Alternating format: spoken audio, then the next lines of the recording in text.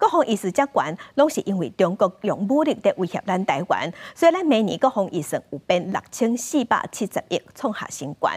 伫屏东的救兵基地，咱即嘛在进行海空飞弹射击，真正就去因解放军的电侦艦直升机出现伫附近，哪亲像在收集情报。也那另外，美军第7舰队有证实讲，美军的飞弹驱逐舰强盛号日的时，按照惯例有通过台湾海峡。IDF 战机发射飞弹，精准拍到目标。另外一边海面是发射向日反舰飞弹，测试精准打击。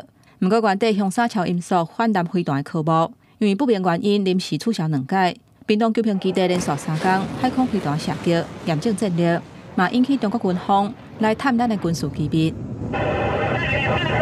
那中国军方电子侦察舰出现伫附近，日有一架中国军方的直升机，伫离高南偏西南西方差不多73海里。也若伫台东东南东方差不多76海里，我实弹射击禁航区外口，嘛侦察到一架中国军方的直升机。不过，美国海军第7舰队证实，一架不客级飞弹驱逐舰强盛号日的行程通过台湾海峡，而且强调强盛号通过台海是展现美国依护各国自由航行的承诺。国际社会成员无应该因为受人威胁，就放弃家己的权利甲自由。面对台海局势持续紧张，行政院日通过明年度的总预算，其中国防预算变6470亿，差不多占 GDP 2.45%，创下新高。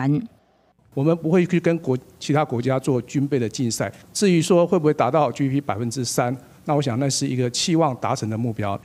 因为明年度预算比今年度增加464亿，占咱国际预算感受包括在内，嘛引起关注。国防部讲，要伫审议当中，会按计划甲编辑去。行政院补充，条件新型舰舰量产舰拢总有7只，计划期程为114年到127年，预算差不多2840亿。